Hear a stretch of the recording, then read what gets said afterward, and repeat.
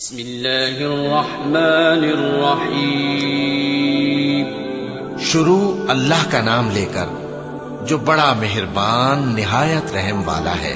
ان فرشتوں کی قسم جو ڈوب کر کافروں کی جان کھینچ لیتے ہیں، اور ان کی جو مومنوں کی جان آسانی سے نکالتے ہیں، اور ان کی جو تیرتے ہوئے جاتے ہیں پھر لپک کر آگے بڑھتے ہیں، پھر دنیا کے کاموں کا انتظام کرتے ہیں کہ وہ دن آ کر رہے گا جس دن وہ زلزلہ آئے گا، پھر اس کے پیچھے اور زلزلہ آئے گا۔ اس دن لوگوں کے دل خوف زدہ ہوں گے اور آنکھیں جھکی ہوئی۔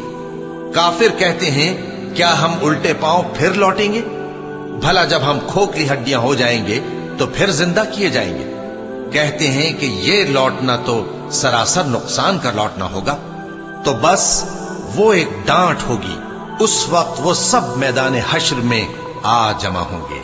بھلا تم کو موسیٰ کی حکایت پہنچی ہے جب ان کے پروردگار نے ان کو پاک میدان یعنی طویٰ میں پکارا اور حکم دیا کہ فرعون کے پاس جاؤ کہ وہ سرکش ہو رہا ہے، پھر اس سے کہو کہ کیا تو چاہتا ہے کہ پاک ہو جائے اور میں تجھے تیرے پروردگار کا رستہ بتاؤں تاکہ تجھ کو خوف پیدا ہو؟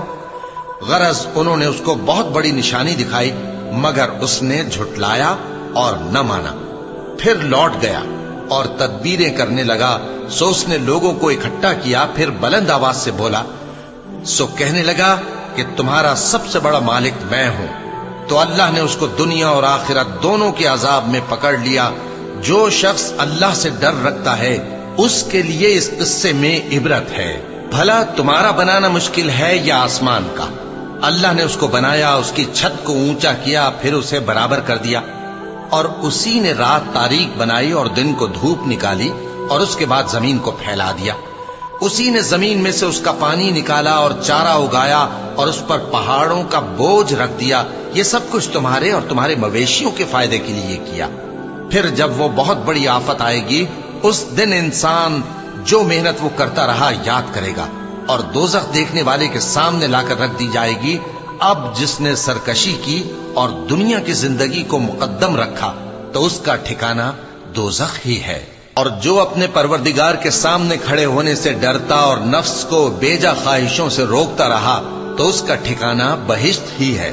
اے پیغمبر صلی اللہ علیہ وآلہ وسلم، لوگ تم سے قیامت کے بارے میں پوچھتے ہیں کہ اس کی آمد کب ہے، سو تم اس کے ذکر کی طرف سے کس فکر میں ہو؟ اس کا منتہا یعنی واقع ہونے کا وقت تمہارے پروردگار ہی کو معلوم ہے۔ جو شخص اس سے ڈر رکھتا ہے تم تو اسی کو ڈر سنانے والے ہو۔ جب وہ اس کو دیکھیں گے تو ایسا خیال کریں گے کہ گویا دنیا میں صرف ایک شام یا ایک صبح رہے تھے۔